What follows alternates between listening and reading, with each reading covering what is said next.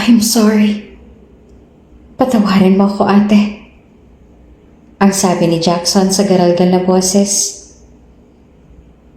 Hindi ko sinasadya na mahulog sa kanya. Hindi ko sinasadya na mahalin siya. Alam ko na nangako ako sa'yo na maghihiganti ako. Na ipaghihiganti kita sa kanila dahil sa ginawa nila sa'yo. Alam ko, sumumpa ako na bigyan ko ng katarungan na ginawa nila sa'yo. Ngunit patawarin mo ako at hindi ko yun nagawa. Patawarin mo ako dahil nahulog na ang loob ko sa kanya. I tried to make their life miserable. I tried everything that I could, ngunit wala eh. Nahulog pa rin ako sa kanya. Pinigilan ko naman ang sarili ko pero sadyang nagawa niya pa rin na makapasok sa puso ko. Patawarin mo ako, ate. Patawarin mo ako kung hindi ako nagtagumpay. At pareho nila tayong naging biktima. Kung bago ka pa lang sa channel na ito, Ate Jane TV, huwag kalimutang pindutin ang notification bell and subscribe button. Sana po hindi naman malaking abala sa inyo ang pagpindot ng subscribe button dahil ang kapalit po nito ay ang pagsuporta para makapag-produce ng mga libreng stories sa mga channels ni Ate Jane. Maraming salamat!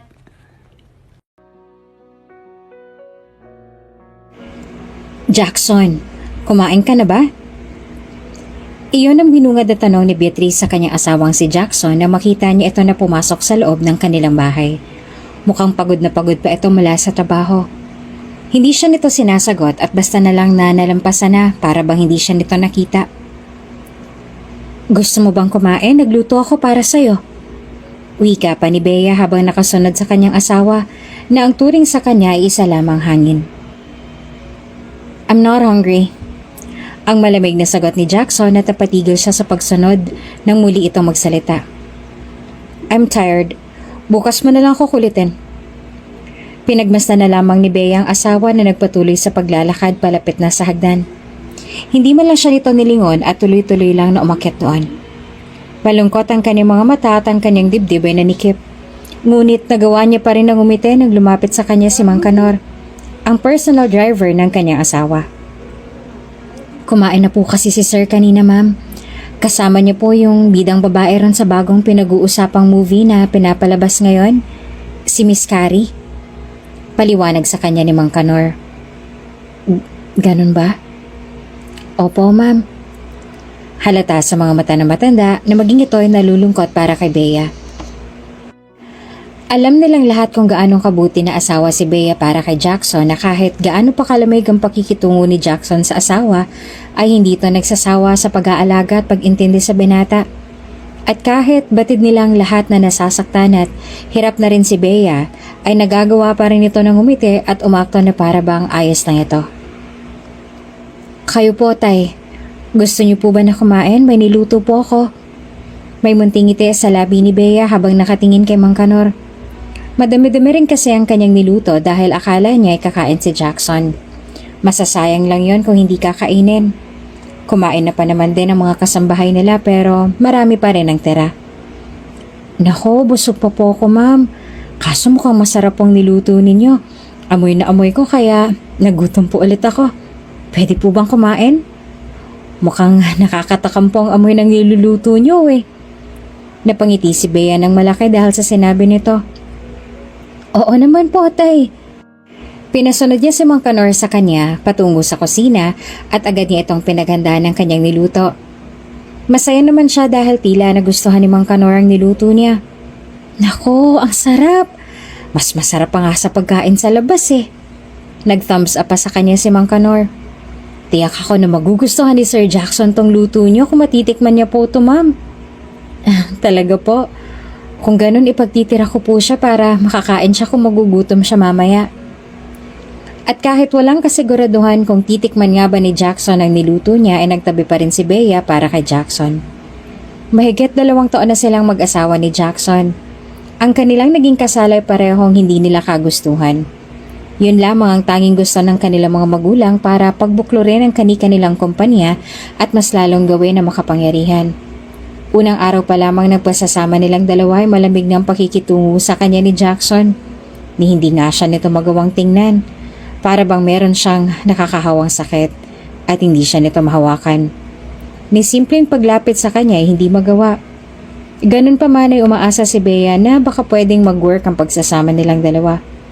Gusto niya na mag-work ang kanilang kasal dahil batid din niya na iyon ang gusto ng kanyang ama na mangyari. Patuloy na umaasa si Bea na darating ang araw at matututunan din siyang mahalin ni Jackson at masusuklaan din ito ang pagmamahal at alaga na ibinibigay niya. Jackson, saan ka pupunta? Tanong ni Bea nang mamataan ng asawa na pababa ng hagdan. Seth, ang naging tipid nitong sagot. Hindi ba doon ka palang galing kahapon? Nag-aalangan ng boses na tanong niya. Napansin naman ni Bea na tila napapadalas ng pagpunta roon ni Jackson. Isang executive producer ang kanyang asawa at nagmamay-ari rin ng malaking kumpanya. Ngunit sa tingin ni Bea ay hindi naman kailangan na lagi na lang nandoon si Jackson dahil hindi naman ito nag-aasikaso ng buong movie production. Yes, ang maikli at walang gana na sagot ni Jackson. Napatango na lamang si Bea. Gusto niya pa na magtanong tungkol sa kung anong sadya nito at laging nasa set, ngunit hindi niya na lang tinuloy. Pero maaga ka bang makakauwi mamaya? I don't know. Mga anong oras ka kaya makakauwi mamaya? I'll wait for you. Anong gusto mong ulam mamaya? Ipagluluto kita. Bakit ba ang dami mong tanong? Uuwi ako dito kung kailan ko gusto. Pwede ba tigilan mo na yung pag-iinarte mong ganyan? Nakakairita na. Nagbaba siya ng tingin dahil sa hiya at takot na nararamdaman. Pasensya na. Hindi na ulit ito nagsalita, ngunit inis pa rin ang itsura na niligpasan siya nito. Malungkot na lamang na pinagmasan ni Bea ang asawa na naglakad paalis. Ang kanilang mga kasambahay na nakita ang lahat ay napailing at buntong hininga na lamang. Ang iba ay nagbubulungan pa. Iha, anong gusto mong iluto namin para sa hapunan? Tanong sa kanya ni Manang Fe. Ang kasambahay na unang araw pa lang mula nung maging mag-asawa sila Jackson ay sa kanila na nagtatrabaho. Hindi niyo na po kailangan na magluto para sa akin ay wala po akong ganang kumain sa ngayon. Mag-order na lang po ako kung magutuman ako mamaya. Sagot niya na may maliit na ngiti sa labi.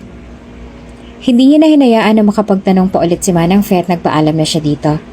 Dumiretso siya sa kanyang art room at doon ay nagpalipas ng oras.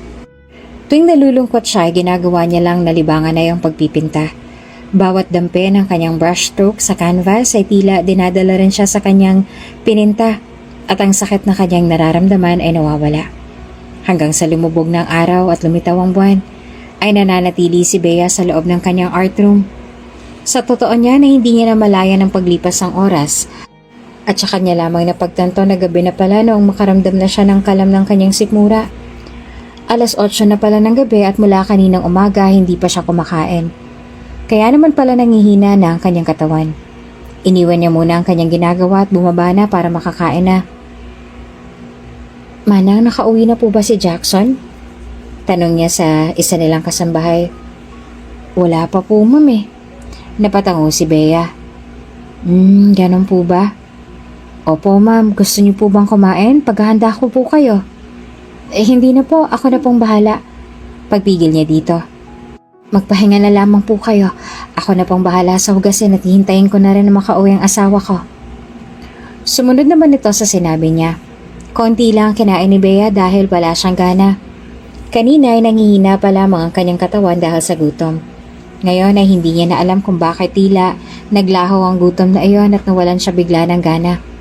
Bagaman nanghihina pa ang katawan niya, hindi niya pa rin pinilit ang sarili na kumain ng marami. Hindi niya alam kung ilang oras na siyang naghihintay na makauwi si Jackson. Nakaupo lamang siya sa sofa sa kanilang living room at panayang tingin sa pinto. Nagbabaka sakali na bubukas na iyon at papasok na sa loob si Jackson. Nakakaramdam na siya ng antok kaya nagtungo muna siya sa kusina para magtimpla ng gatas. Pabalik na siya sa living room, hawak ang isang baso ng gatas, pero natigilan at nalaki ang mga mata niya nang makita ang lasing si Jackson na pumapasok sa loob ng bahay nila. Jackson? Mabilis na lumapit si Bea sa round table at nilapag doon ang hawak niya na baso. Bago agad na nalapitan si Jackson para alalayan dahil pagewang-gewang na ang lakad nito. Tila napakadami ng ininom nito dahil nang sandaling makalapit siya ay nalanghap niya agad ang amoy ng alak mula dito. Jackson, ayos ka lang ba? Hinawakan niya pa ang balikat nito upang sana'y tulungan nito na makapaglakad ng maayos. Ngunit tinabig nito ang kanyang kamay palayo dito. Jackson! Lumayo ka sa akin. Tutulungan na kita, Jacob. Ang laseng at galit nitong sigaw sa kanya. Ganun pa man ay sinubukan niya pa rin ito na hawakan at alalayan. Ngunit sa pangalawang pagkakataon ay pinagtulakan na naman siya nito palayo. Hindi ka ba nakakaintindi? Ang sabi ko, lumayo ka sa akin. Nabigla si Bea sa lakas ng boses nito. Ang mga mata nito ay puno ng galit habang nakatingin sa kanya. Pasensya ka na kasi kaya ko ang sarili ko. Pwede ba? Hindi kita kailangan, Beatrice. Nung sandaling humakbang ito ay muntik na naman itong matumba at buti na lang ay napahawak ito sa pintuan. Hindi niya na pinansin ang mga masasakit nitong salita na binitawan. Sa isipan niya ay baka nasabi lang iyon ng binata dahil sa lasing nito. Inilalayan niya pa ito at nang sandaling hayaan na lang siya ng binata ay napatitig siya sa polo na suot nito. Hindi nakatakas sa paningin niya ang kulay pulang lipstick doon. Kahit ganoon ang trato niya sa kanya ay inaalagaan niya pa rin ito ng mabuti ng gabing iyon. Hindi niya ito pinabayaan. Kahit ilang beses siyang pinagtulakan nito palayo, ay hindi niya ito iniwan na nasa ganoon na sitwasyon. Bilang asawa nito ay tungkulin niya na alagaan ito. Why are you so stubborn, Beatrice? Ang lasing at mahinahong tanong sa kanya ni Jackson habang hawak ang kabila niyang pisngi at pinupunasan niya naman ang katawan nito na natapunan ng tubig kanina dahil sa pagpupumiglas nito noong pinainom niya ito ng tubig. Hindi halos makagalaw si Bea at ang kanyang kamay na may hawak na pamunas ay nakadikit lamang sa matipunong dibdib nito at nakatitig siya sa mapungay nitong mga mata na dati ay puno ng pagkamuhi tuwing nakikita siya. Why are you so difficult? Mariin siyang napalunok habang si Jackson ay dahan-dahan na pinikit ang mga mata. Kasabay nun ay ang pagdaos-dos ng kamay nito na nakahawak sa kanyang pisngi. Nang gabing yon ay hindi siya umalis sa tabi nito. Kahit pa ibang pangalan ng babaeng binubuka ng bibig nito sa pagtulog. Nananatili siya kahit ang puso niya ay durog na durog na. Nagising si Bea dahil sa isang paggalaw. Nangimulat niya ang kanyang mga mata ay agad na bumilis ang tibok ng kanyang puso dahil nagtagpo agad ang mga mata nilang dalawa ni Jackson na noon ay nakaupo na sa kama. Halatang bagong gising lang din dahil magulo pang buhok. Good morning. Ang nahihiya pa na bati ni Bea sabay na upo sa kama at pasimple na pinunasan ang gilid ng kanyang labi dahil baka may tuyong laway doon. Why are you here? Tiningnan niya ito at sa defensive na boses siya ay sumagot. Wala akong ginawa sa'yo. You were wasted last night. So I took care of you, but I swear I didn't do anything to you. At ang kanyang pisngi ay lalo na namula nang mapagtanto niya na sobrang defensive pala ng tono ng boses niya. Para tuloy may ginawa nga siya dito kagabi. Ilang segundo pa na tinitigan siya ni Jackson na para bang binabasa ang kanyang isipan. Kapag kuwanin na pailing ito at walang ano-ano'y bumaba na sa kama at dumiretso na sa banyo. Sinundan niya na lang ng tingin ng binata at nung makapasok na nga ito sa banyo, ay sinamantala niya ang pagkakataon at lumabas na siya sa kwarto nito. Iha, nakauwi na ba si Jackson? Sa kwarto ka ba niya natulog? Tanong sa kanya ni Manang Feng na kasalubong niya ito. Opo Manang. Kaya naman pala nung dumaan ako kagabi sa silid mo ay nakabukas ang pinto. Ngunit nung tiningnan ko sa loob ay wala ka roon. Ayos ka lang ba? Bakit pulang-pula ka? Hindi na nagawa ni Bea na makasagot dahil lumabas na si Jackson mula sa kwarto nito at nabaling ang atensyon nila dito.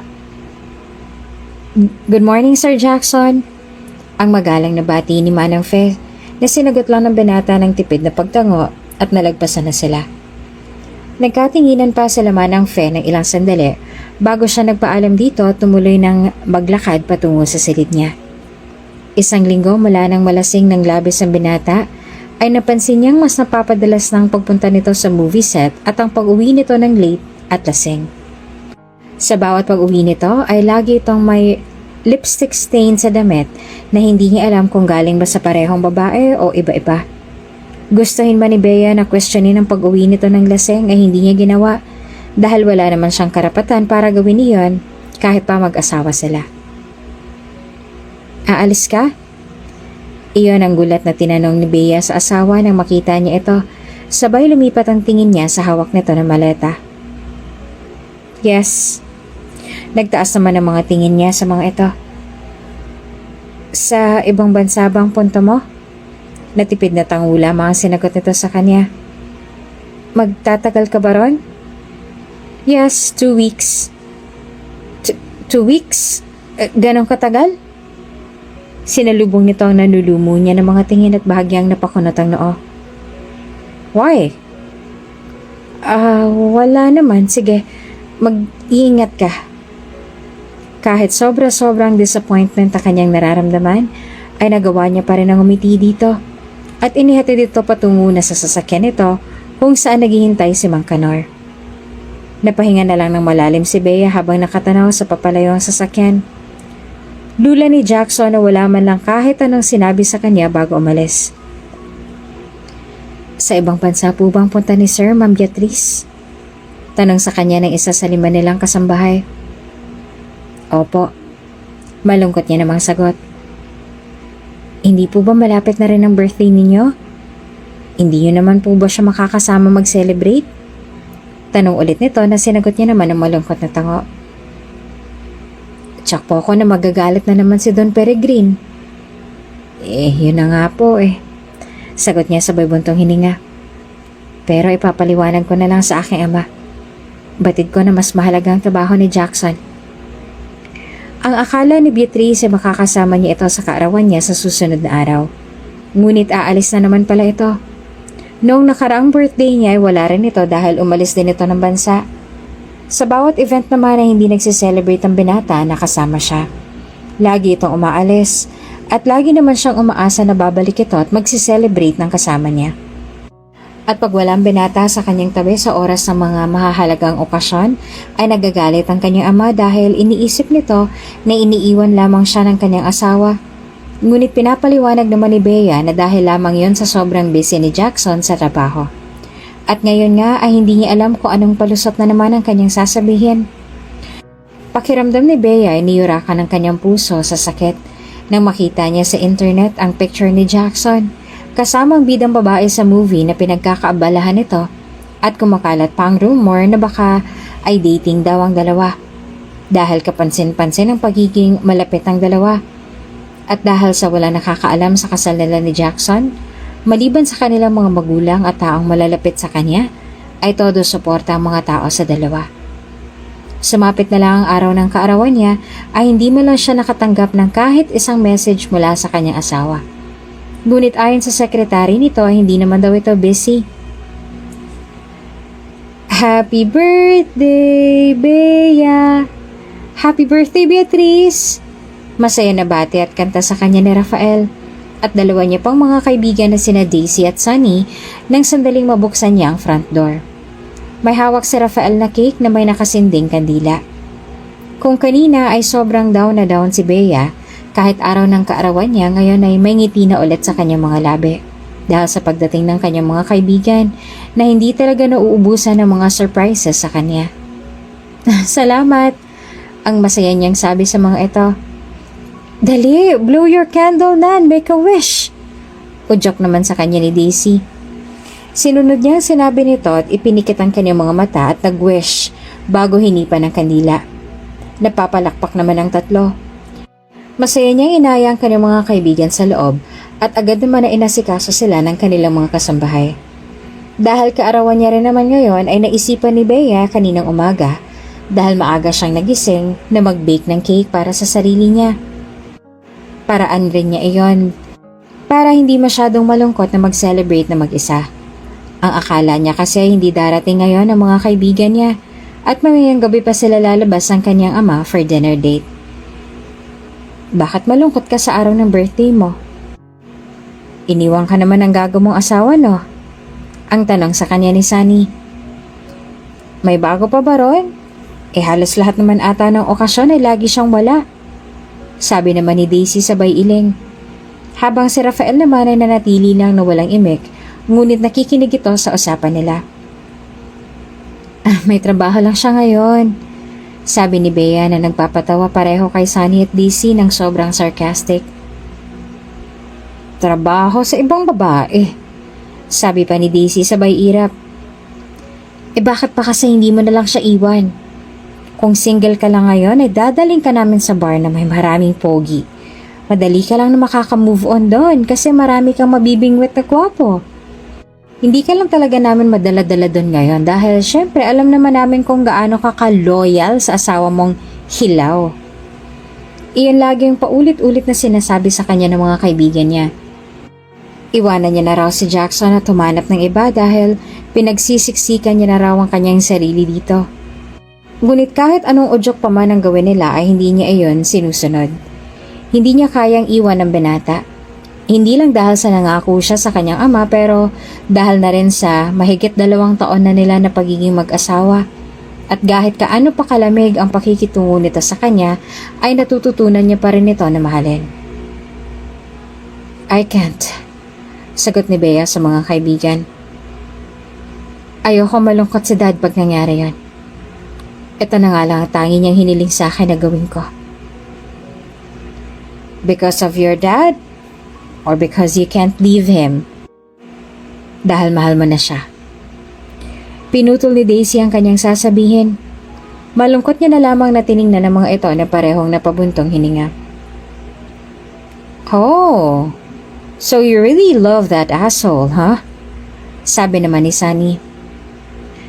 Let's stop with that topic. Awat sa kanila ni Rafael. Today is Bea's birthday. Let's stop talking about her husband and allow her to enjoy her day. Hay, oo nga. Wag na nga tayo negative thinker. Sang-ayon naman na ni Sunny. Magpakasaya ka ngayong araw, Bea. You deserve to be happy. Nandito lang kami para samahan ka. Inom tayo mamaya? At laking pasasalamat naman ni Bea dahil hindi na ulit nila binanggit ang pangalan ng kanyang asawa at sinamahan na lang siya na mag-celebrate ng kanyang birthday dahil sa kanyang mga kaibigan ay napuno ng ingay at halakhak ang laging tahimik nilang bahay. Bea, nasa bahay niyo ba ikaw ngayon? Iyon ang bungad na tanong sa kanya ni Daisy nang sandaling masagot niya ang tawag nito. Wala, papunta ako ngayon sa office ni Jackson. Bakit? Tugon niya.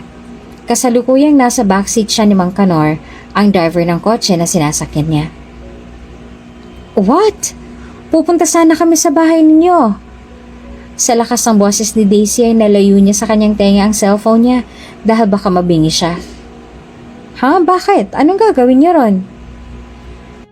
I've got a set of new Uno cards. Lalaruin sana natin. Pero ano palang gagawin mo sa office ni Jackson? Nagluto kasi ako ng lunch for him. Sabi kasi ng sekretary niya sa akin ay sobrang busy daw ngayon ni Jackson sa trabaho kaya hindi na siya nakakakain ng maayos. Paliwanag niya at napabuntong hininga naman si Daisy. Dakilang wife again. Sarkastik ang tono ng boses nito sabay buntong hininga ng malalim. O siya, alam ko naman na hindi ka namin mapipigilan dyan. Ingat ka, bukas na lang. Bukas na lang kami pupunta sa bahay ninyo, maglaro tayo. Nagpaalam na rin si Bea at pinatay na ang tawag. Hindi maalas ang ngiti sa kanyang mga labi hanggang sa makarating sila sa kumpanya ni Jackson. Excited na siya na mapatikim kay Jackson ang niluto niya na paborito nito, na ngayon niya lang talaga na perfect ang lasa. Jackson is going to love this. Iyon ang nasa isip ni Bea na lumabas siya mula sa sasakyan at naglalakad papasok sa building patungo sa floor kung nasaan ang opisina ni Jackson. Ngunit ang ngiti sa kanyang mga labi ay agad na naglaho nang makita niya si Jackson sa labas ng opisina nito at may isang magandang babaeng nakayapos dito. Ang babaeng yon. Hindi siya pwedeng magkamali. Iyon ang bidang babae sa movie na pinagkakaabalahan ni Jackson noong nakaraang linggo. I know you're gonna miss me, ang malambing na sabi ng babae kay Jackson. Why don't you spend the night with me again, Last last week was nice and wild, wasn't it? Yes, it was. Sagot naman ni Jackson sa mababang boses. I miss your body on mine. Nanubig ang mga mata niya at natakpan niya rin ang kanyang bibig gamit ang isang kamay nang tumingkayad ang babae at pinagdikit ang labi nilang dalawa ni Jackson na agad na namang tinugon ng kanyang asawa. Nakapulupat pa ang braso nito sa bewa ng babae. Napaatras na lamang si Bea at nanlabo ang kanyang paningin dahil sa kanyang luha. Hindi niya na makaya na makita ang dalawa na ganon kaya humakbang ulit siya paatras bago tuluyang umikot at tumakbo palayo. Sakto naman nakakabukas lang ng elevator nung nasa tapat na siya nito at puno ng pagtatakang mukha ng isang babae na lumabas doon nang makita siya. Hindi naman iyon pinansin ni Bea at humakbang na siya papasok sa loob. Doon ay hinayaan niya na bumuhos ang kanyang mga luha. Oh, ma'am, ang bilis niya naman. Hindi na natapos si Mang Kanor ang sasabihin ng sandaling makita ang luha sa kanyang mga mata. Alam nito na may mali kaya hindi na ito nagtanong pa ulit at nagmamadali na binuksan na lang nito ang pinto ng sasakyan para makapasok na siya sa loob. Tahimik lang nitong nagmaneho at hinayaan na umiyak lang siya sa likod. Ngunit paminsan-minsan ay sumusulyap din sa kanya sa rearview mirror. Na makauwi si Bea sa bahay nila ay nagkulong lamang siya sa kanyang silid at walang tinanggap na kausapin kahit papanayang tawag sa kanya ng kanyang mga kaibigan. Hindi alam ni Bea kung ilang oras siyang nanatili sa loob ng silid niya at mahinang iniiyak lang ang sakit na nararamdaman niya. Hindi niya maaaring lakasan ang hikbi niya sa pangamba na baka may ibang makarinig sa kanya. Pakiramdam niya hindi siya makahinga sa kanyang silid habang tumatagal ang pananatili niya roon.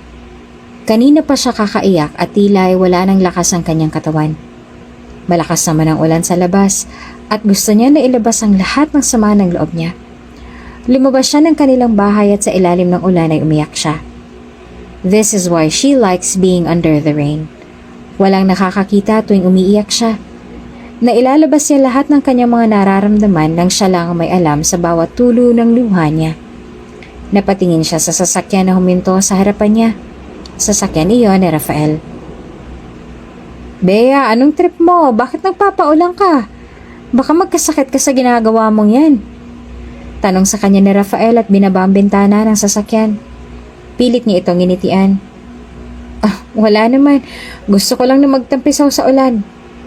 Nagtagpo naman ang kilay ni Rafael dahil sa tono ng boses niya. Umiiyak ka ba? Hindi, ayos lang ako. At hindi na nga naniwala si Rafael sa sinabi niya. Alam nito na may mali. Kaya hindi alintana ang lakas ng buhos ng ulan o kung mabasa man ang suot nito. Lumabas ito ng sasakyan at malaking hakbang na nilapitan siya. Nang makalapit sa kanya, ay doon ito mas napatunayan na umiiyak siya kaya walang ano-ano'y agad siya nitong hinila pabagsak sa dibdib nito. Noong sandaling yakapin siya ni Rafael, ay siya kanya lang naramdaman ang lamig ng simoy ng hangin. Anong nangyari?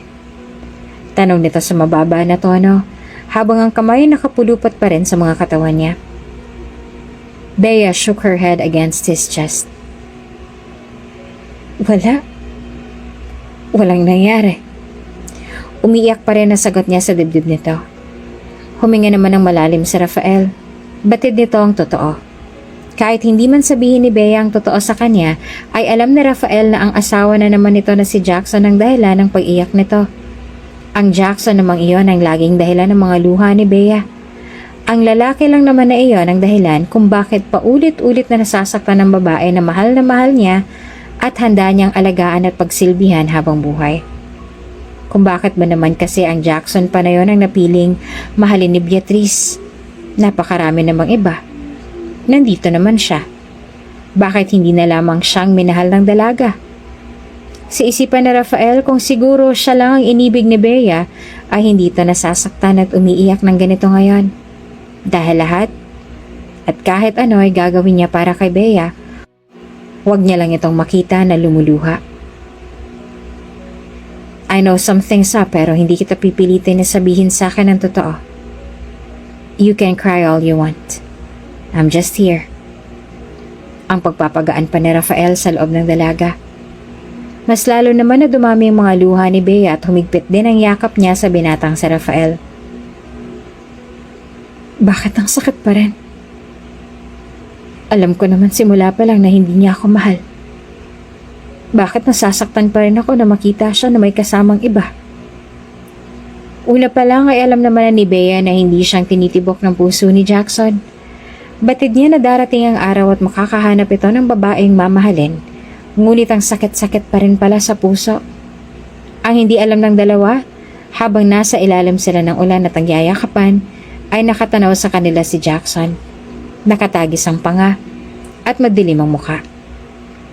Kinaumagahan nga matapos iyon ay sobrang sama ng pakiramdam ni Bea. May lagnat siya kanina nung chinek niya sa thermometer. Ganun pa man ay kailangan niya na bumangon dahil naka-day off ang lahat ng mga kasambahay nila ngayon sa kadahilan ng Sunday ngayon at nasanay siya na tuwing Sunday ay siyang naghahanda ng para sa kanilang dalawa ni Jackson.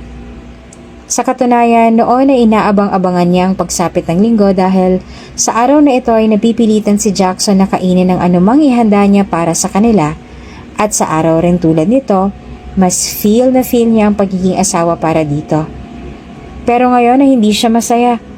Bukod sa masakit pa ang kanyang dibdib dahil sa nasaksihan niya kagabi, ay sobrang sama rin ang kanyang pakiramdam dahil sa lagnat. Dumaan si Bea sa living room at hindi niya napansin na andun pala ang binatang si Jackson. Nakaupo sa mahabang couch at pinagmamasdan siya. Saka lamang ito napansin ni Bea nung magsalita si Jackson. Get me coffee and bring it to my office. Sabay tumayo ito. Sige, sandali lang. Sagot niya sa mahina naman na boses. Hindi na ulit nagsalita si Jackson at naglakad na papunta sa hagdan. Siguro ay tutungo na ito sa office nito at kahit hindi pa maganda ang pakiramdam ni Bea ay nagpatuloy na siya sa paglalakad patungo sa kusina at hinanda ang kape na para kay Jackson. Dinala niya nga ito sa loob ng opisina at naabutan niya ang binata na nakaupo sa sofa at sa harapan ng lamesa ay may mga papeles. Jackson, nandito na ang kape mo. Sandali lamang ito na nag-angat ng tingin sa kanya at binalik din naman ang atensyon sa binabasa na papeles. Humakbang si Bea palapit sa binata at sa lamesa sa harapan nito. Kung nasaan ang mga papeles niya ito nilapag. Ngunit nang sandaling ilalapag niya na iyon ay tila nawala ng lakas ang kanyang kamay, dahilan para matumba ang tasa at natapon ang kape. Nanlaki ang mga mata nila pareho dahil sa basang-basa ang mga papeles. I'm sorry. Hindi niya na nagawang tapusin ang kanyang sasabihin dahil sa malakas at galit ang boses na pinutulihan ni Jackson. Why did you fucking do that? Alam mo ba na napakahalaga ng papeles na yan? Hindi mo ba talaga kayang mag-ingat? Puno ng galit ang mga mata nito kaya mas lalong nakaramdam ng takot si Bea. Nangingilid na luha sa kanyang mga mata na muli siyang nagsalita. Pasensya na, hindi ko naman sinasadya. Natataranta na sinubukan niya pa sana na punasan ang natapon na kape. Wala siyang pakialam kung napapaso man siya ngunit pinigilan na naman siya ni Jackson at puno ng pagtitimpi na pinagtabuyan siya nito paalis. Just get out, Beatrice. Mas lalo mo lang pinapalala. Pasensya ka na talaga, Jackson. Madilim pa rin ang mukha nito na inayos sa mga papeles habang nakagat naman ni Bea ang ibaba niyang labi at napayoko. Lumabas na rin siya sa opisina nito at dumiretso sa kanyang art room. Ang isang bakante at malawak na kwarto sa bahay nila ang pinili niya na art room. Nagtungo si Bea sa balkonahe at doon ay hinayaan niya na tumulo ang kanyang mga luha na agad niya rin naman na pinahid. Masama na ang kanyang pakiramdam at mas lalo lang na sumama dahil sa nangyari. Ilang minuto pa siyang nananatili doon. Ngunit nang magsimula ulit pumatak ang ulan, ay babalik na sana siya sa loob at magpapahinga na lang sa kanyang silid. Ngunit kahit anong gawin niya, ay hindi niya mabuksan ang glass door. Tila nakalaki yon mula sa loob. Jackson! Malakas na tawag niya sa asawa. Nagbabaka sakali na marinig siya nito habang pilit pa rin na binubuksan ang glass door. Ngunit kahit anong gawin niya ay ayaw talaga noon na bumukas. Jackson? Jackson! Maluha-luha pa siya dahil palakas na ang buhos ng ulan at masama talaga ang kanyang pakiramdam. Nilalamig na siya at sa tingin niya ay mas lalong tumataas ang lagnat niya. Ngunit kahit anong sigaw niya ay walang sumasagot. Kahit anong sigaw niya ay hindi maririnig ni Jackson. Marahil ay nasa opisina pa ito. Naupo na lamang siya sa gilid at sumisiksik sa kortina nang sa gayon na mapawi ang lamig na nararamdaman niya at hindi rin siya mabasa ng talsik ng ulan. Sa kabilang banda, mga 3 oras na ang lumipas ay siya lamang lumabas ng opisina si Jackson. Nagtataka siya kung bakit malapit na mag-lunch ngunit hindi pa rin bumabalik si Bea sa kanyang opisina na may dalang lunch para sa kanya, gayong gano'n naman ang ginagawa nito noon. Sa isipan tuloy ni Jackson ay nagtatampo pa ito dahil sa nangyari kanina at mas lalo lamang siyang nakaramdam ng inis dahil sa ito na ngang nakasira ng mga mahalaga niyang papeles. Ito pang may ganang magtampo. Bea!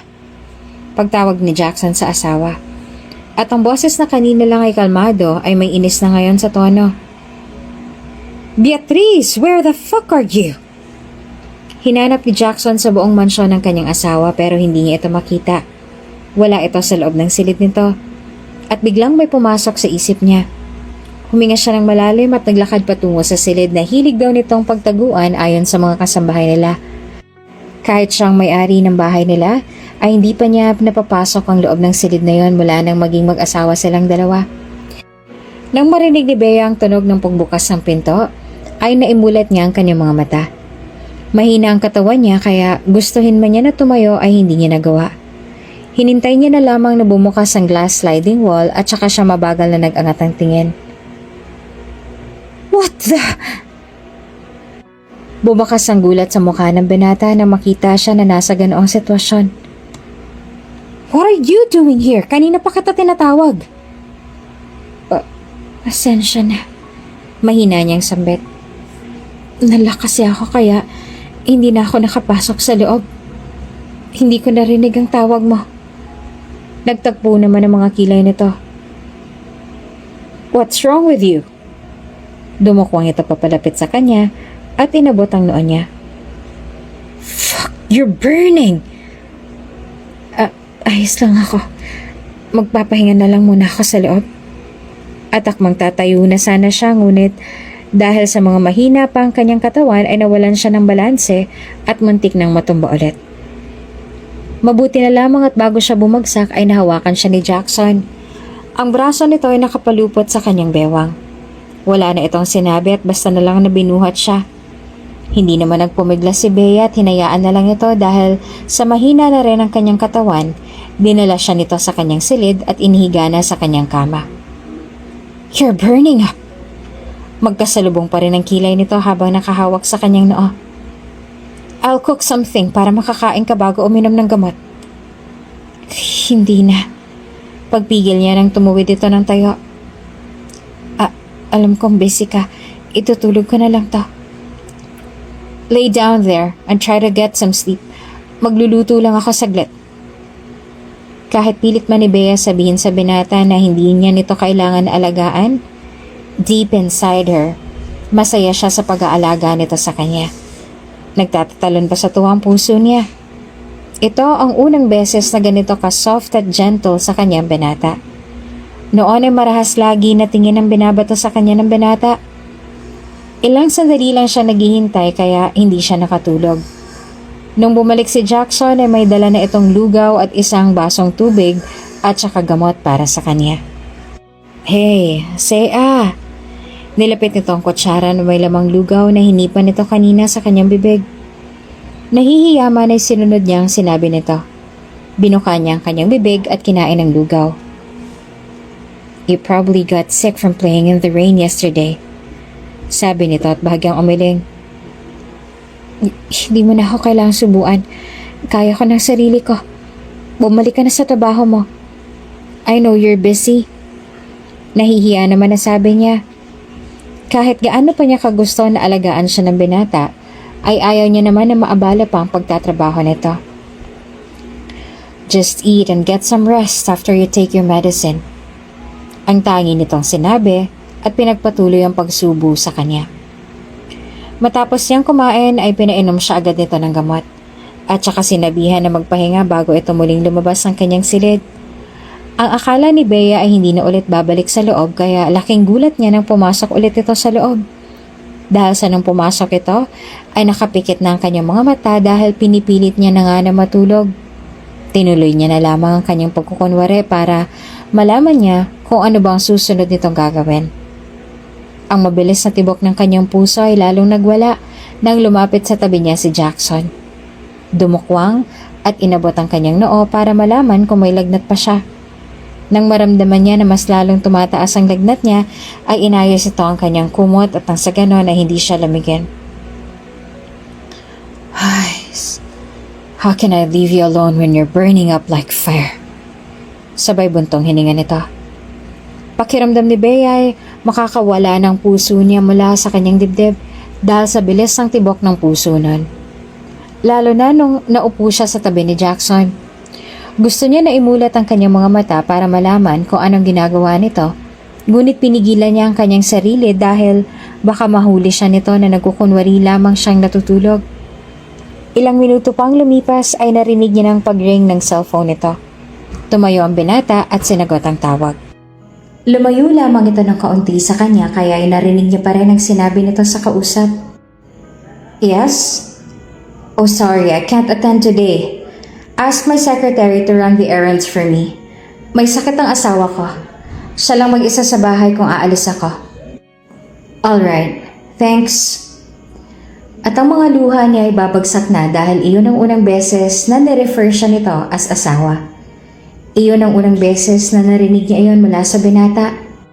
And it feels so nice to hear it from him. Nang dahil sa araw na iyon ay mas lalo lamang na lumalim ang nararamdaman ni Bea para kay Jackson. Mas lalo niya lamang itong minahal at mas lalo lamang na sumibol ang pag-asa sa kanyang puso na balang araw ay matututunan din siya nitong mahalin. Malaking pasasalamat niya sa binata dahil sa ginawa nitong pag-alaga sa kanya at walang araw naman na hindi iyon bukang bibig niya sa kanyang mga kaibigan. Seriously, Beatrice? Hindi ko alam kung ilang beses mo nang nabanggit sa amin ang himala ng asawa mo. Ang naiiling na sambit sa kanya ni Daisy. Oo nga, sang-ayon naman ni Sunny. Aba, nananawa na kami sa pangalan ng gagong yun. Andito sila ngayon sa isang coffee shop dahil inaya siya ng mga ito kanina na lumabas para raw makapaglibang naman siya at hindi laging nasa bahay niya lang siya. Napanguso naman si Bea sa sinabi ng mga ito nang si Rafael ay napapailing at nangiti na lang sa kanila. More on dahil sa uri ng pagnguso ni Bea. Alam namin na mahal mong lalaking yon. Panimula ulit ni Sunny. Pero sana ay maalala mo na malabong pareho kayo ng nararamdaman. Just because he was nice to you doesn't mean he loves you too. He was being nice to you that day because he was worried you'd die in his care. Ouch! Talagang sakit naman ang sinabi nito. Look, sinasabi namin sa'yo to hindi dahil gusto ka naming saktan sa katotohanan. Sinasabi namin sa'yo to dahil ayaw namin na umasa ka sa wala. At ikaw lang din naman ang masasaktan sa huli. Nagbuntong hininga pa si Bea sabay tango. Alam ko naman yun eh. You know that Jackson isn't a good husband to you, so don't expect him to reciprocate the love that you give him. Saad naman ni Daisy na parehong sinang-ayunan ni Sunny at Rafael. Matapos nga nila na gumala ay umuwi na rin kaagad si Bea sa kanilang bahay dahil baka nakauwi na rin si Jackson at hanapin siya nito. Gusto niya na sa bahay na lang siya sa oras na hanapin siya ng asawa. Gusto man ni Bea na pigilan ang kanyang nararamdaman para sa asawa ay hindi niya nga magawa. Araw-araw niya naman na pinapaalala sa kanyang sarili na hindi sila pareho ng nararamdaman. At kung hahayaan niya lang na mas lalong lumalim ang kanyang nararamdaman, ay siya lang masasaktan sa huli. Ngunit sadyang ang kanyang puso ang ayaw magpapigil. Isang gabi, lasing na umuwi sa kanila si Jackson. Mga bandang 3:00 na yon ng madaling araw. At batid ni Bea na mas maraming nainom kesa nakaraan na paglalasing nito. Sa araw na yon ay sakto naman na hindi si Bea makatulog dahil hindi siya dinadalaw ng antok. Kahit ano pang gawin niya. Kaya inalalayan niya pa ang binata. Wala siyang alam sa dahilan kung bakit ito naglasing ng ganoon. Why are you so beautiful, huh? Ang lasing na tanong ng binata habang nakakulong ang kanyang mukha sa mainit nitong palad. Ang mapupungay nitong mga mata ay diretsyo na nakatitig sa kanya. Pumanik na tayo sa loob ng kwarto mo para makapagpahinga ka na. Sabi niya dito at inaalalayan nito na muling maglakad papasok sa loob ng silid nito. Ngunit ganoon na lamang ang gulat na naramdaman ni Bea nang bigla na lamang siya nitong tinulak sa dingding at kinulong siya sa mga bisig nito. Jackson! Maraming emosyon ang naglalaro sa mga mata nito habang nakatitig pa rin sa kanya. You're making everything difficult. Even my plans have become difficult to fulfill because of you. Hindi niya masyadong napagtutuunan ng pansin ang sinabi nito dahil mas iniisip niya ang kamay nito na lumalandas mula sa kanyang bewang pataas. Kahit pa may suot siyang damit sa dinadama nito, ay ramdam na ramdam niya pa rin ang init ng palad nito na nagpapanginig sa paghinga niya. Jackson, ang nauutal na tawag niya sa binata. At tila nagustuhan naman ng binata ang kanyang reaksyon. Jackson leaned in closer to her ears and he whispered, Why are you acting so alluringly right now? You're not just making my plans too hard. You're also making something else hard. Because of that. You're drunk, Jackson. Get off me! Ang nagpipigil na sabi ni Bea. Ngunit sa halip na tumigil ay mas lalo lang nito na nilapit ang sarili sa kanya. Her back was pressed firmly against a cold, rough wall, the feeling of its texture sending shivers down her spine. Jackson positioned himself with one hand, trapping her. His other hand glided down her body. At ang isang binti nito ay nasa pagitan na ng kanyang hita. Napasingha pa si Bea ng hipan at bahagyang kagatin nito ang kanyang tenga. Gustuhin man ni Bea na itulak ito palayo sa kanya ay hindi niya nagawa. Lalo na nang ilayo ni Jackson ang mukha mula sa tenga niya at tumitig sa labi niyang bahagya pang nakaawang. Puno ng pagnanasa ang mga mata nito, kaya mas lalong nanghina si Bea. Nung sandaling sakupin nito ang kanyang mga labi ay hindi na siya nagpumiklas at tinugon ang halik nito. Tell me to stop if you don't like this. Because once I start, I will not stop even if you beg me to. At hindi niya na nga ito pinigilan. Hinayaan niya na may mangyari sa kanilang dalawa. Nang araw na yon, ay binigay niya ang kanyang sarili sa binata ng walang pag-aalinlangan. At iyon din ang pangalawang beses na naging sobrang gentle sa kanya ng binata. Habang nag-iisa ang kanilang mga katawan, pakiramdam ni Bea, kahit papaano ay may nararamdaman din para sa kanyang binata. Ngunit kinaumagahan nang magising siya ay wala na sa tabi niya ang binata. Nabalot ulit siya ng lungkot. Hinanap niya ang asawa sa kanilang mga kasambahay ngunit ang sabi ng mga ito ay maaga raw na umalis ang amo nila. Ilang oras siya na naghintay hanggang sa napadaan siya sa opisina nito na nakabukas ang pinto. At hindi alam ni Bea kung ano nagtulak sa kanya para pumasok sa loob. Noong una ay tinitignan niya lamang ang loob ng opisina nito hanggang sa lumapit siya sa table at naagaw ang kanyang atensyon ng liham na nakalabas ng bahagya sa cabinet. Binuksan niya din ang isang flash drive na nagtataka niyang dinampot. Nagtataka na binuksan ni Bea ang liham na hawak na ang itsura ay tila ilang dekada na nakaraan. Mahal kong kapatid, kung nababasa mo man ang liham kong ito, marahil ay wala na si ate. Sa pagkakataong ito ay marahil binawi ko na ang aking sariling buhay. Patawarin mo sana si ate kung hindi ko natupad ang pangako ko sa'yo na isang magandang buhay. Patawarin mo sana si ate kung maaga kitang iiwan. Sadyang hindi ko na kaya ang ginagawang paulit-ulit na panghahalay sa akin ng aking among si Peregrine Santamonte. Sobrang nandidiri na ako sa aking sarili. Lalo na sa tuwing ginagawa niya iyon sa akin ay vinivideo niya at pinapanood niya rin sa kanyang mga kaibigan. Hindi ko na kayang mga kababuyan niya. Hindi ko magawa na makapagsumbong sa mga kinauukulan dahil binalaan niya ako na kung gagawin ko yon ay sasaktan niya kayo nila mama. Ayoko na may masamang mangyari sa inyo. Sinubukan ko naman na magtiis at sikmurain ang kababuyan niya sa akin. Ngunit hindi ko na talaga makaya. Hindi na maatim ng loob kong paulit-ulit na ginagawa niyang pangahalay sa akin. Patawarin mo sana ang ate, Jackson. Mahal na mahal kita. Mahal na mahal ko kayo nila mama. Pag wala na ako, mangako ka sa akin na magpapakabait ka at tutuparin mo ang lahat ng mga pangarap mo. Hanggang dito na lang. Sa susunod kong buhay, ay ikaw pa rin ang pipiliin ko na maging kapatid. Kayo pa rin nila mama ang pipiliin ko. Ngunit sa ngayon ay patawad at paalam. Walang humpay na pagtuloy ang mga luha ni Bea nang sandaling mabasa niya ang liham. Pakiramdam niya ay binuhusan siya ng nagigilong tubig dahil sa nalaman. Pero noong una ay hindi siya naniniwala sa liham. Sa isip niya ay puro lamang paninira ang lahat ng iyon. Ang pagkakakilala ni Bea sa kanyang ama ay isang mabuting tao na walang ibang ginawa kung hindi ang bigyan ng maayos na buhay ang nag-iisang anak niya. Ngunit nung sandaling mapanood ni Bea ang video, nakuha magtatatlong dekada na ang lumipas, ay saka lang siya naniwala. Sa kanya lang napatunayan na ang tingin niya sa anghel at napakabuti na ama ay siya palang nagbabalat kayong demonyo. Hindi niya na nagawang tapusin panoorin ang video dahil sa labis sa pandidiri at nasusuka na siya.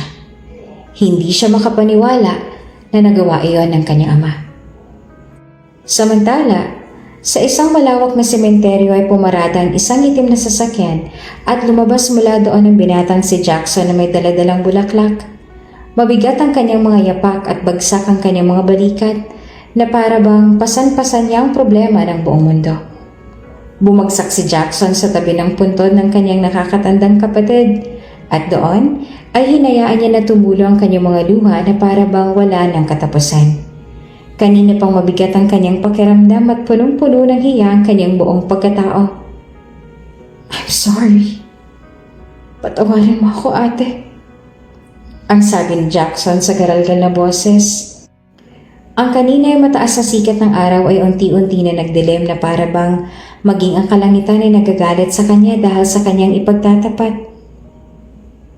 Hindi ko sinasadya na mahulog sa kanya. Hindi ko sinasadya na mahalin din siya. Alam ko na nangako ako sa iyo na maghihiganti ako. Na paghihiganti kita sa kanila dahil sa ginawa nila sa iyo.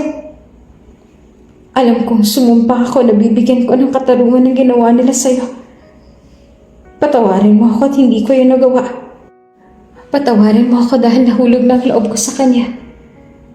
I tried to make their life miserable.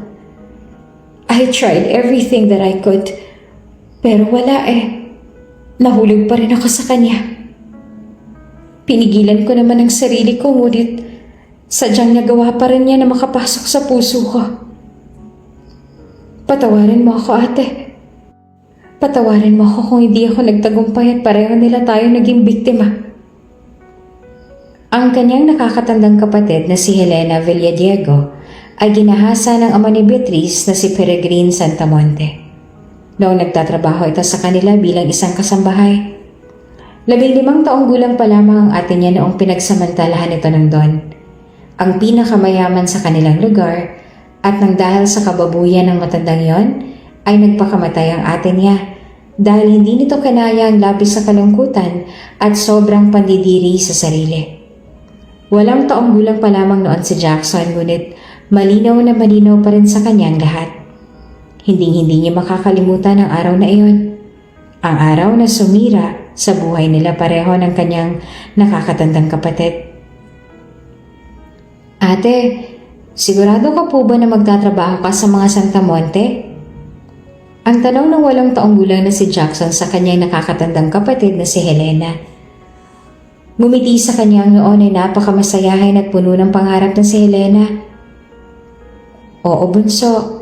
Sigurado na si ate. Kailangan ni mama ng gamot. Si papa naman ay walang ibang ginawa kundi ang uminom.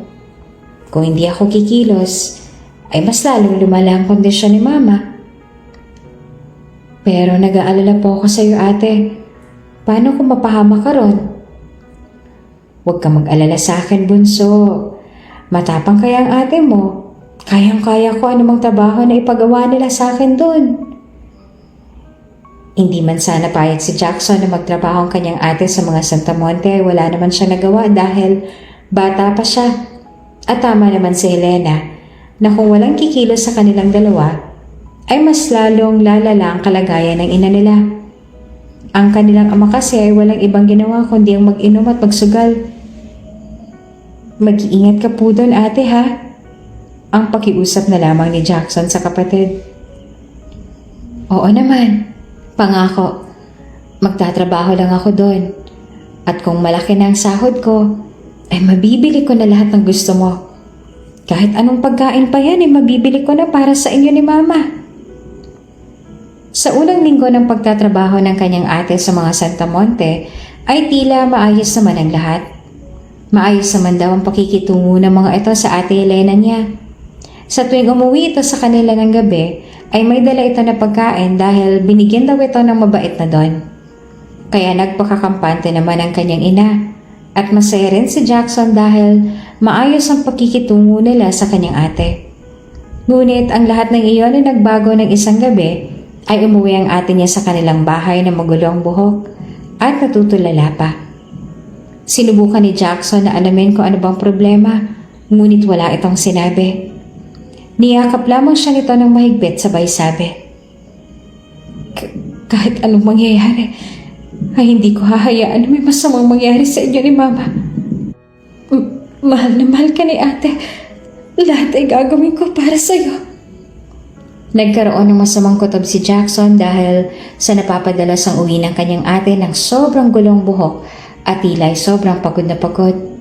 Ngunit wala naman itong kahit anong sinasabi sa kanila. Kahit anong gawing tanong ng kanilang ina ay wala itong sinasabi.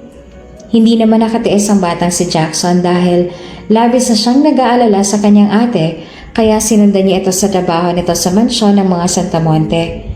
At doon, nasaksihan niya ang dahilan ng lahat. Nakita ng mga mata niya ang pagdurusa ng kanyang nakakatandang kapatid sa kamay ng lalaking si Don Peregrin Santa Monte. Nasaksihan niya ang walang kaawa-awang pang-aabuso nito sa kanyang dalagitang ate. Huwag po, tama na po. Ang pagmamakaawa ni Helena habang ang lalaki na si Peregrin ay nakapatong dito. Malakas na hinawakan ni Peregrin ang mukha ng dalagita. Bakit ba tumatanggi ka pa? Nung una naman ay hindi ka umiiwas. Panay ang pagpupumiglas ni Helena.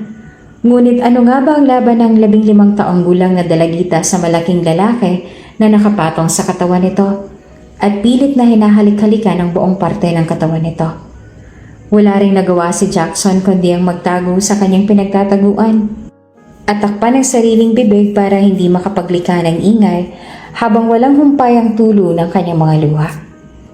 Hindi niya magawang makatakbo dahil sa labas kung saan nangyayari ang walang kaawa-awang panghahalay ay may mga lalaking nakabantay. Parang awa niyo na po. Tama na po. Hindi ko na po kaya. Tama na po. Ngunit kahit anong gawing pagmamakaawa ni Helena sa mayaman na Peregrin ay itinuloy pa rin ito ang masamang plano.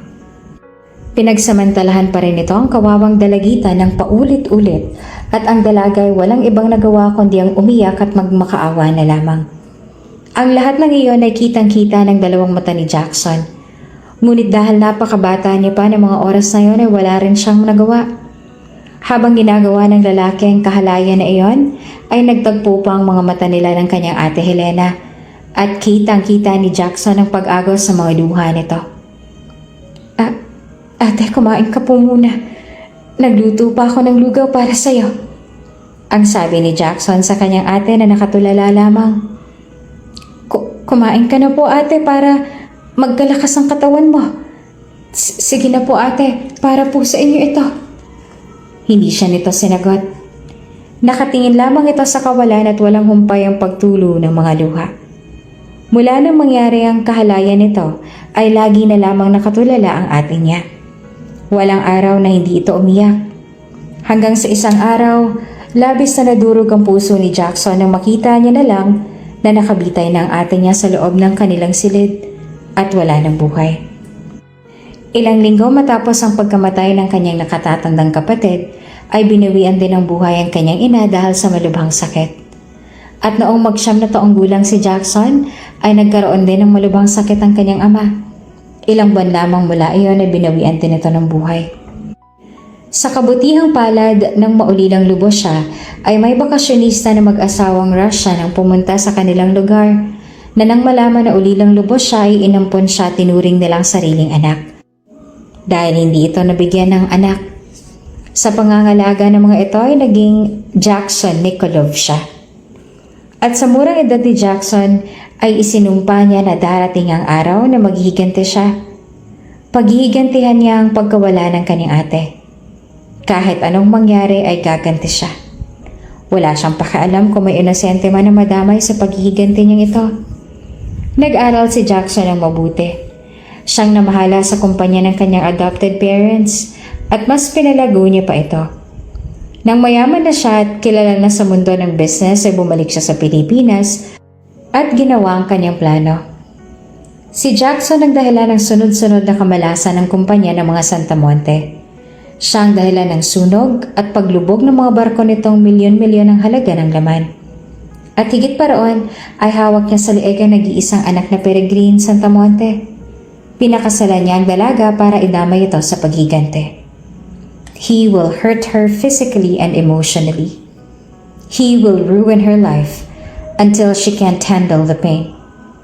And she will also end up ending her own life. So Peregrine Santa Monte will also feel how it feels to lose someone you held so dearly. Iyon ang nasa isip ni Jackson ang sandaling pinakasalan niya si Beatriz Santa Monte. Ngunit hindi niya iyon nagawa. Ni hindi niya ito nasaktan na pagbuhatan ng kamay. Sinubukan niya nasaktan ang damdamin nito. He did everything.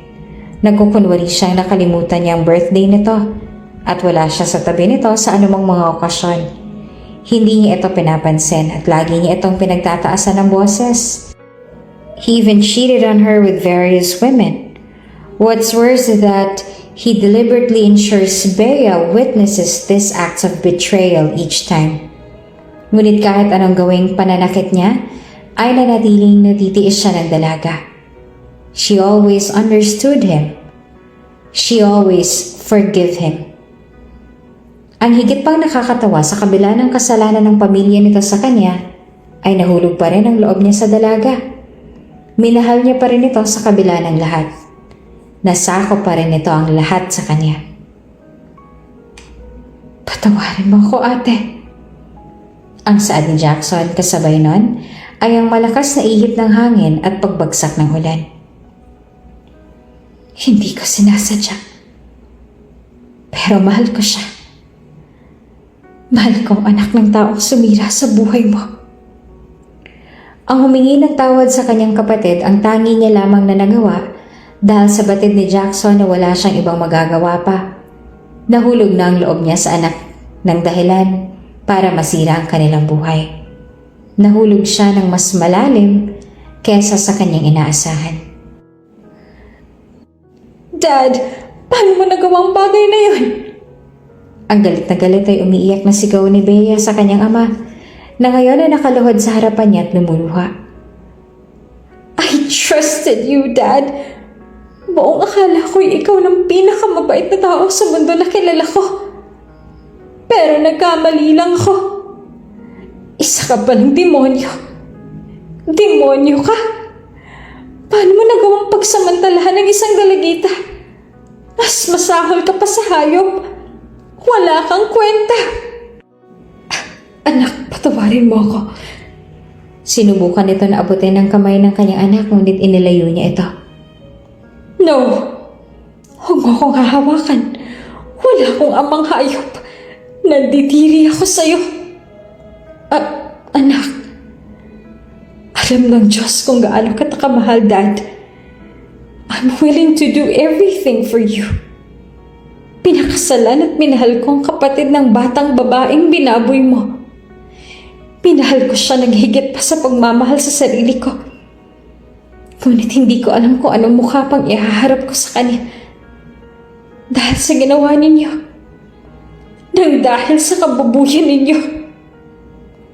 Puno ng galit ang kanyang mga mata habang nakatingin sa kanyang ama na patuloy pa sa paghingi ng tawad. Nandidiri ako sa'yo. I feel so embarrassed that you're my father. Na lumaki akong ikaw ang ama ko. Mahal na mahal ni Bea ang kanyang ama. Noong mawala ang kanyang ina ay ginawa nito ang lahat para mabigyan siya ng maayos na buhay. Walang humpay ito sa pagtatrabaho para sa kanya. Lahat ng ginawa nito ay para sa kanya.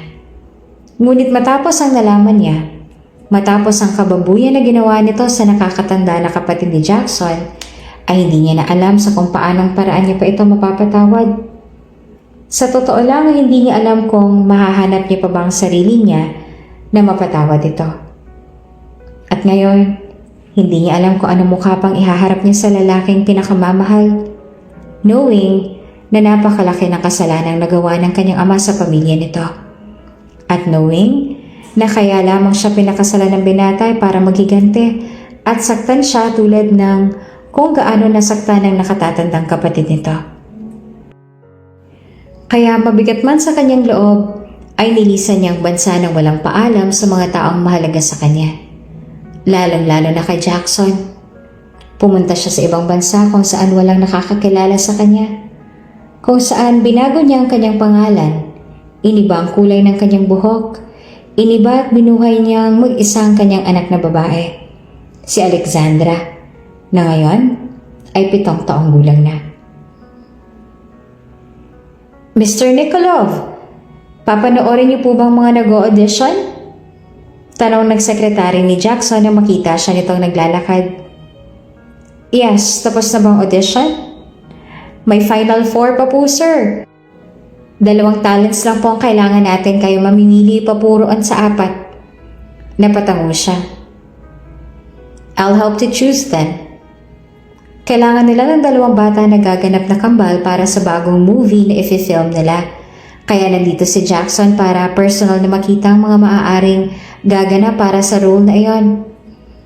Habang naglalakad sila patungo kung nasaan ang mga mag-audition, ay nagpapaliwanag din sa kanya ang kanyang sekretary tungkol sa mga qualities ng bawat mga bata na maaaring gaganap para sa movie. Abala siya sa pakikinig sa paliwanag nito nang biglang may humawak sa laylayan ng suot niyang damit mula sa kanyang likuran at nagsalita. Excuse me sir, you dropped something? Natigilan naman si Jackson ng sandaling lingunin niya ito at makita ang batang babae. Hindi naman maintindihan ni Jackson ang kanyang nararamdaman habang nakatingin sa batang babae na inosenteng nakatingala sa kanya. Kawangis ito ng babaeng kanyang minahal na bigla na lamang lumisan ng walang paalam. At mahigit 7 taon niya na hindi nakikita. Sir, are you okay? Is there something wrong with my face? May accent ang batang babae kaya sigurado siya na hindi ito sa Pilipinas lumaki. Ngunit hindi rin niya pwedeng magkamali ang pakiramdam niya, lalo pa ang mga mata nito ay katulad ng sa kanya. Maging ang lunal nito sa sentido at ilong. Kahit hindi niya ito kamukha ay may nakuha ito na katulad ng sa kanya. Higit sa lahat ay ramdam niyang lukso ng dugo habang nakatitig dito. Are you here to audition? Sa halip ay iyon ang tinanong ni Jackson sa bata. Yes sir, I want to be part of that movie. I'm a very good actress, but I think I'm already late. Nalulungkot pa ito sa huli ng sinabi. I think you're just on time. I am one of the producers of that movie. The auditioning for the role isn't over yet. Really? Can I still audition for the role then? Ngumiti siya tumango. Yes, of course. Masayang-masaya naman ang bata na makapag-audition para sa role. Ilang sandali lang din ay sumunod na ang ninang nito na isang Australian, ngunit bihasa naman sa wikang Tagalog. Hello! My name is Alexandra Wilkinson. I am 7 years old and I was born in Australia. I live with my mom and Auntie Jem, who is my godmother. I can dance, sing, act, write books and poems, bake, paint, And I'm super quick at picking up new skills. There's so much to explore and I'm always excited to learn and create. Sobrang gaan ang pakiramdam ni Jackson sa batang babae. Pakiramdam niya ay may kung ano itong kakaibang koneksyon sa kanya. At ang kanyang nararamdaman ay mas lalo lang na lumala ng sandaling makita niyang babaeng sumundo sa batang babae. Hindi siya maaaring magkamali. The woman he saw is no other than Beatriz Santamonte, his wife, ang babaeng kanyang pinakamamahal. Nag-iba man ang kulay ng buhok nito, ang pananamit at ang uri ng paggamit nito ng makeup ay hindi siya magkakamali. Ang babaeng kanyang nakita ay walang iba kundi ang minahal niya na bigla na lamang siyang nilisan. Labis na nagalit si Bea, o ngayon ay si Winter Wilkinson na. Nung una nalaman niya na nag-audition ng kanyang anak para sa isang movie at talagang sinuportahan pa ito ng kanyang kaibigan na ninang din na Alexandra na si Jem. Pinagsabihin niya naman ang dalawa ngunit sadyang ayaw pa rin talaga nilang magpapigil. Jem naman, bakit mo naman kasi hinayaan siya na pumunta pa ron? Gusto ko lang naman na mapasaya si Alexandra. Gustong gusto niya na maging artista. Napapanguso pa na paliwanag ni Jem. Sorry na, patawarin mo na kami please. Mom, Auntie Jem isn't at fault. It was my choice. I was insistent because I want to be an actress. Can you forgive us, Mommy? Please po? Ang sabi naman ng kanyang anak habang nagpapakyut pa. Napabuntong hininga naman si Bea. Kahit talaga gustuhin niyang magalit ay hindi niya magawa dahil sa dalawang ito. Mabuti na lang talaga at pareho silang mahalaga sa kanya. Kaya pinatawad yung mga ito at pinangako na hindi na ulit nila uulitin yon. Sobrang bata pa lamang ng kanyang anak ay nakitaan na nila ito ng hilig sa pagka-artista. Ngunit hindi naman iyon suportado ni Bea dahil sa ayaw niya na ma-expose sa public ang kanyang anak. Ayaw niya na maging daan iyon para mahanap sila ng ama nito. At ayaw niya na maging isa itong sikat na artista dahil kapag nangyari yon, marami ang taong hahalungkat sa buhay nito. Sigurado siya na masisira ang buhay ng kanyang anak pag nalaman ng mga tao na ang lolo nito ay isang rapist. Na ang lolo nito ang rapist ng nakakatandang kapatid ng ama nito. Those two are really your new weaknesses, huh? Ang natatawa na sabi sa kanya ni Rafael. Yun na nga. Alam na alam din ng dalawa na silang kahinaan ko. Kaya batid nila na hindi ko kayang magalit sa kanila ng matagal. Napapailing na sagot niya. Mahina itong natawa. Wala na tayong magagawa riyan. Kampante na ang dalawa na hindi ka magagalit sa kanila. Napabuntong hininga siya at sumang-ayon. Wala na nga talaga siyang magagawa dahil totoo naman na hindi niya kaya na magalit sa kanila. Si Jem at Alexandra na lamang ang tanging meron siya. Si Jem ay ang kaibigan na nakilala niya sa Australia at isa itong nurse sa ospital kung saan siya nanganak noon at hindi sinasadyang naging matalik silang magkaibigan at ito na rin ang naging ninang ng kanyang anak. Noong umuwi sila sa Pilipinas dahil death anniversary ng kanyang ina ay sumama sa kanila si Jem. Si Rafael naman at ang dalawa niyang kaibigan na sina Sunny at Daisy ang tumulong sa kanya para hindi sila mahanap ni Jackson. Ginamit nila ang lahat ng mga koneksyon nila para makapagtago sila at makapagsimula ng bagong buhay. Ngunit sadyang kahit anong gawing tago nga siguro nila ay mahahanap pa rin sila ni Jackson. Dahil isang araw ay bigla na lamang itong sumulpot sa kondo nila at ang malala pa ay ito pa palang executive producer sa isang movie show na pinag-auditionan sana ni Alexandra. Mag-uusap tayo, Bea. Galit niya itong sininghalan.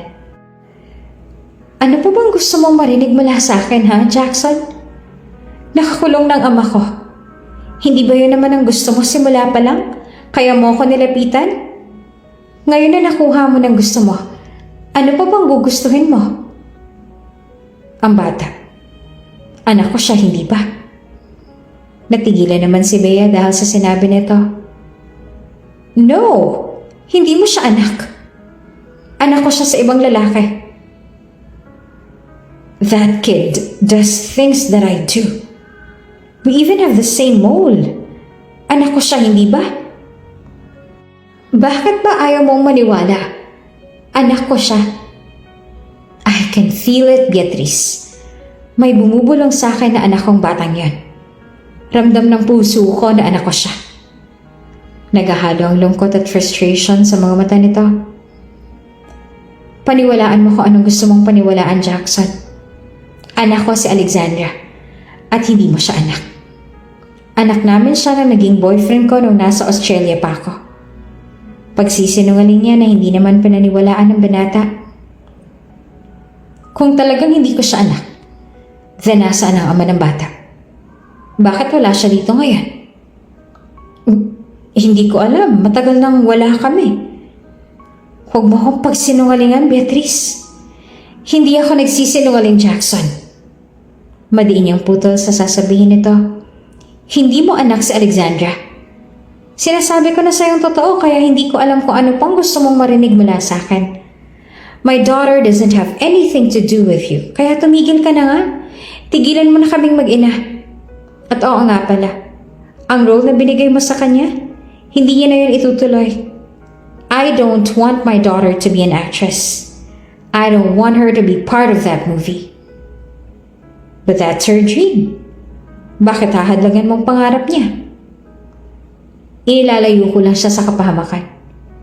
Showbiz industry isn't for her. The showbiz industry isn't for her. What do you think other people would say if they found out that her grandfather is a rapist? Kaya please, tigilan mo na siya. Tumigil ka na. Hindi niya na pinakinggan pang sinasabi nito. Tinalikuran niya ng dating asawa at kahit mabigat ang loob ay bumalik siya sa kanilang kondo. Ngunit laking gulat niya nang makita na naroon si Alexandra sa may pinto. Nakikinig at naluluha ang mga mata. Alexandra, what are you doing here? Didn't I tell you to stay in your room? Gulat na tanong niya sa anak na mas lalo lamang dumami ang luha sa mga mata. Mom, is it true? Is that guy you've been talking to earlier actually my father? No, baby, he's not your father. Agad niyang sagot sabay inabot niyang mukha nito. That guy was just your mom's old friend. Then, who really is my father? I told you, he's gone. He's gone? Or you just don't want to tell me the truth? Nabigla pa si Bea nang pinutol nito ang kanyang sasabihin. I've been asking you who's my father, and to know even just his name. But you won't tell me anything. And that guy is the only one who came to us and claimed that he's my father. And why don't you just introduce me to my father, Mom? I also want to meet him. Because he's gone. He doesn't want you. He doesn't love you. He doesn't wish to have you. He doesn't want anything to do with us. Sa sobrang inis niya dahil sa mga tanong nito tungkol sa ama, ay hindi na napigilan ni Bea ang pagtaas ng kanyang boses at ang mga katagang lumabas mula sa bibig niya. Maging si Jem na noon ay akma na sanang aawat sa kanila ay natigilan din. Nanlaki naman ang mga mata ng mapagtanto ang katagang lumabas mula sa bibig niya. My father doesn't want me? Mas lalo lamang dumami ang luha sa mga mata nito, kaya kinulong niya ang maliit nitong mukha sa kanyang palad. No, baby, I didn't mean it like that. I want my daddy. I want to see him. I want to meet him. I want my daddy, Mommy. Please, allow me to meet my daddy. At ng araw na nga na iyon ay walang ibang bukang bibig si Alexandra kundi ang ama nito. Gabi-gabi mataas na lagnat ni Alexandra. Hindi niya alam kung anong dahilan ng biglang pagkalagnat nito. Ngunit kahit na sa pagtulog ay wala itong bukang bibig kundi ang ama. Sa tingin ko'y dapat mo nang sabihin sa kanyang totoo. Ang sabi pa sa kanya ni Jem sabay buntong hininga. Alexandra deserves to know who her father is. At karapatan din ng ama niya na malaman na nagkaanak kayo. Natatakot ako. Paano kung ipakilala ko sa kanyang anak namin at bigla niyang kunin sa akin si Alexandra? Stop thinking negatively. Alam ko na hindi mangyayari yon. At kung sakali man na mangyari yon, sigurado ako na ikaw pa rin ang pipiliin ng anak niyo dahil mahal na mahal ka niya. Napatitig si Bea sa natutulog na anak at napabuntong hininga. Noong malaman niya na nabuntis siya noong isang beses na may nangyari sa kanilang dalawa ni Jackson, ay nangako si Beatrice sa kanyang sarili na lahat ay gagawin niya para sa anak niya. Na anumang hilingin ito ay ibibigay niya para lang mapasaya ito. But then now that she's asking for her father, hindi niya alam kung makakaya niya ba na ibigay iyon. She thought she would be enough. Na hindi na nito hahanapin ang ama dahil tumatayo naman siyang ama at ina para dito. But then, she's still looking for her father. Ang gusto ni Bea ay maging masaya ang kanyang anak. Kaya ibibigay niya dito kung ano ang gusto nito. Sa mga sandaling ito, batid niya na ang tanging magpapasaya lamang kay Alexandra ay ang ama nito. Jackson, this is Alexandra Wilkinson. She's our daughter. Ang natatakot at alangan na pakilala niya sa kanyang anak sa ama nito. Kasalukuyang nasa isang restaurant sila. Noong isang araw pa humihiling si Bea sa dating asawa na kung maaari sila magkausap dahil napagtanto niya na hindi lamang siyang nahihirapan sa mga nangyayari. Ganon din ang kanyang anak dahil labis itong nangungulila sa pagmamahal ng isang ama. Hello, Daddy. I'm your daughter. Puno ng emosyon na sabi naman ni Alexandra sa ama na ngayon ay natutulala at naluluha ang mga mata. Tumayo si Alexandra at lumapit sa tabi ng ama. You're really my daughter. Ang garalgal nitong sambit sa anak. Ngumiti naman si Alexandra at saka tumango. Agad na niyakap ni Jackson ang kanilang anak at doon ay hinayaan na tumulo ang mga luhang kanina pa nagbabadya. Oh God, I can't believe this. Sobrang saya ni Alexandra nang sa wakas ay nakilala at nakasama na nito ang kanyang ama. Kumikinang ang mga mata nito at ganoon din si Jackson. The smile on their faces couldn't match anything in this world. Mula nga nang malaman ni Jackson ang tungkol sa kanilang anak ay walang araw na hindi na ito bumisita sa kanilang tirahan. Araw-araw na pinaparamdam nito sa kanilang anak ang pagmamahal at pangungulila. At kahit pa natatakot pa rin si Bea ay hindi niya maitatanggi na masaya rin siya para sa kanyang anak. Masaya siya na makita itong masaya. Are you happy? Tanong sa kanya ni Rafael. Nakatayo silang dalawa sa may kusina at nakatingin sa mag-ama na naglalaro sa living room. Mabilis nga na napapalapit si Alexandra sa ama nito at ngayon ay halos ayaw na nitong mapalayo sa ama. Yes, of course. Tapat niya sagot. Masaya ako na makita ang anak ko masaya dahil sa wakas ay nakasama niya ng kanyang ama. What about you? Huh? Masaya ka ba na bumalik na siya sa buhay niyong dalawa? Yes, I guess. Kahit ano naman ang gawin ko na pag-iwas sa kanya, wala rin naman ako magagawa dahil parte na talaga siya ng buhay ko. Ng buhay namin ng anak ko. As long as you're happy, seeing him back in your life is not going to be a problem. Napakahabang panahon mula na magkawalay silang dalawa ni Jackson. Napakalaki ng pinagbago nito. Hindi lamang sa physical na anyo, kundi ganun din sa pag-uugali. His way being gentle with them. Ang mga mata nito na dati puno ng pagkamuhi habang nakatitig sa kanya ay wala na. Tila isang yelo na natuluyang natutunaw ang panlalamig nito sa kanya. Mabuti itong ama. And he's treating her good, na para bang ang galit nito sa puso ay wala na. Sa 7 taon na lumipas ay marami rin ang nangyari sa kanilang mga buhay. Maraming mga nagbago. Ang kanyang ama ay matagal nang nakakulong at hanggang ngayon ay pinagdudusahan ng kasalanan na nagawa.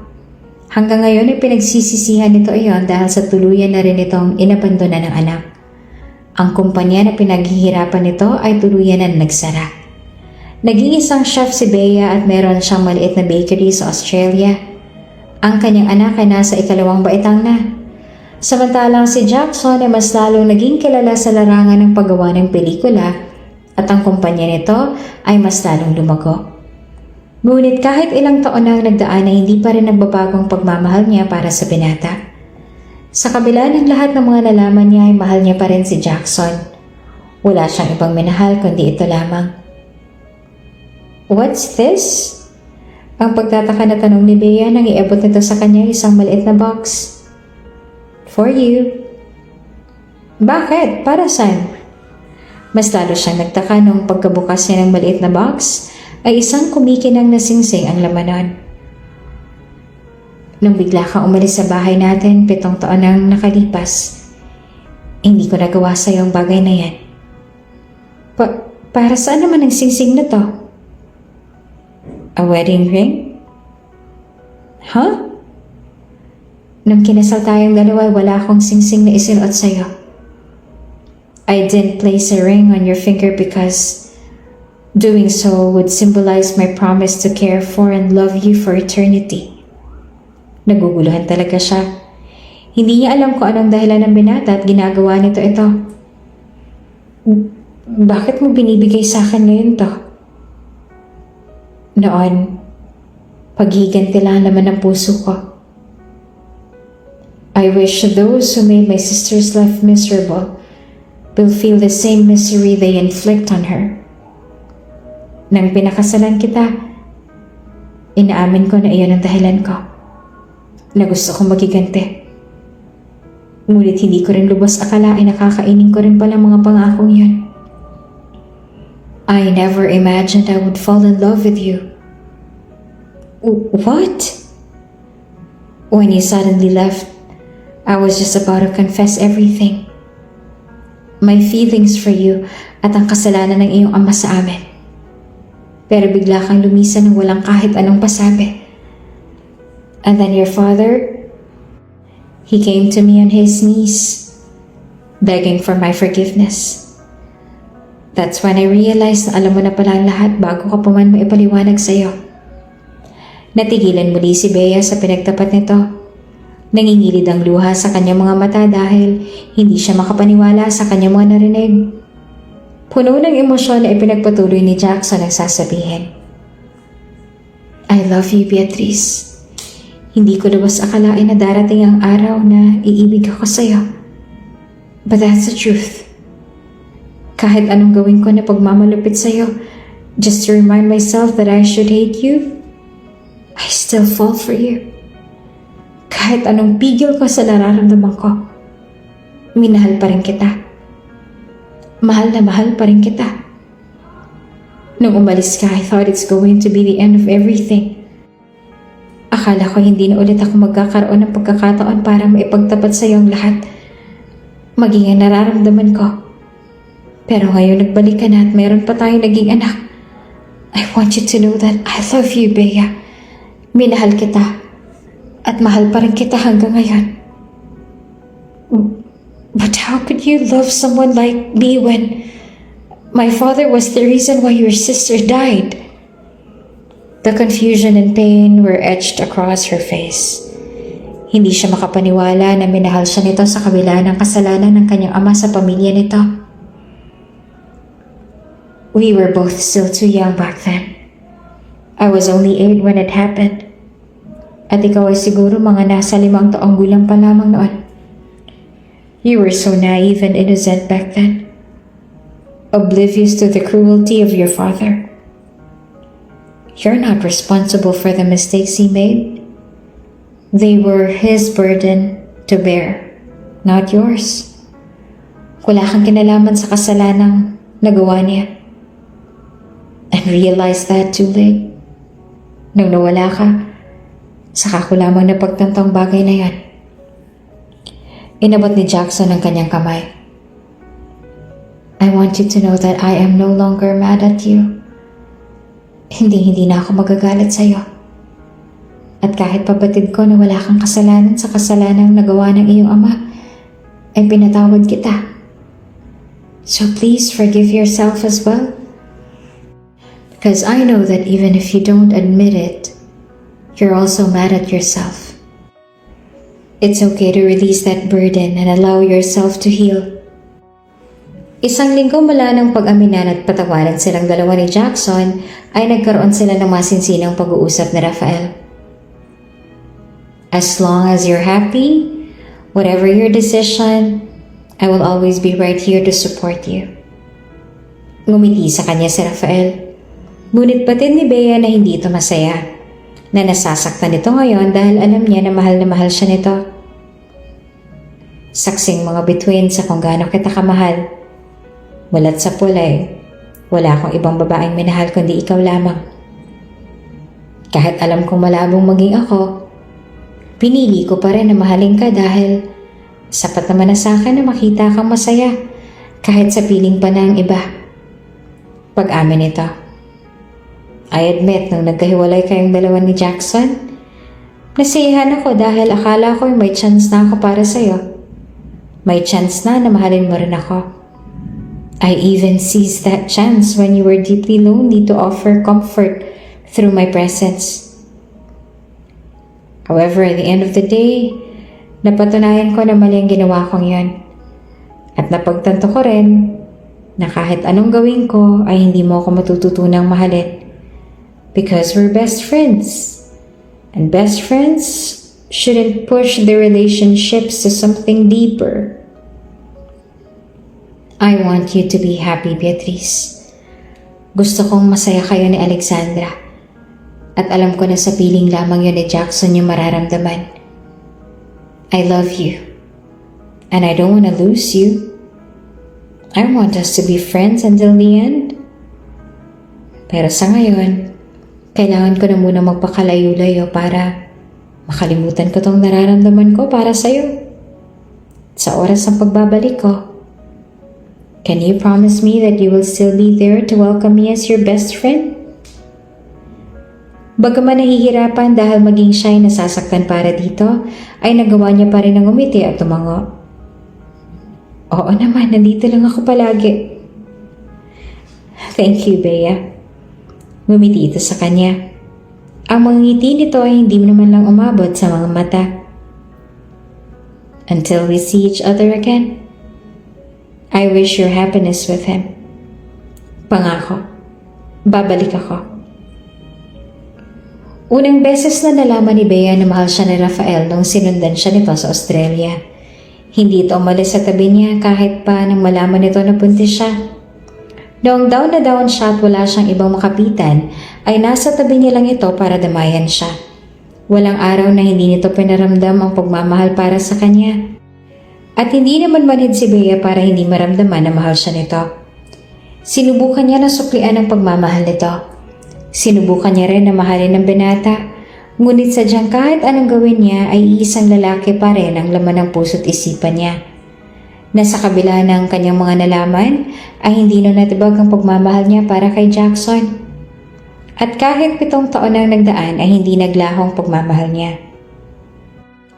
Ate, itong pamilya ko. Silang madalas kong ikwento sa'yo. Ang madamdamin na pakilala ni Jackson sa kapatid nito.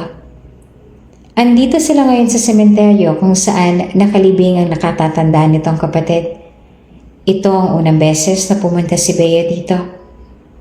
At sa totoo lang, ay halo-halo ang kanyang nararamdaman. Mabigat ang kanyang dibdib at mahiya pa rin siyang nararamdaman dahil sa kasalanan ng kanyang ama. At the same time, masaya ang kanyang puso dahil masaya si Jackson habang pinapakilala siya nito sa kapatid. Kinuwento nito ang lahat. At maging ang anak nila ay masaya na makilala ang auntie nito. Nang sandaling yon ay umihip ang malamig na simoy ng hangin. Umawit ang mga ibon. Isang patunay na masaya si Helena na masayang nakababata nitong kapatid. 1 taon mula na yon ay ikinasal ulit silang dalawa ni Jackson. At agad din naman na nagkaroon ng kapatid si Alexandra. Hindi pa rin nila napapatawad ang kanyang ama sa kasalanan nito. Ngunit hindi na rin naman nila isinara ang kanilang puso na mahanap ang kapatawaran para sa ama. Kung bago ka pa lang sa channel na ito, Ate Jane TV, Huwag kalimutang pindutin ang notification bell and subscribe button.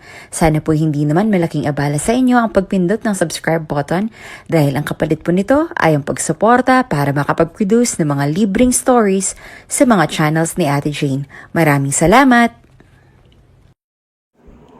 I'm sorry.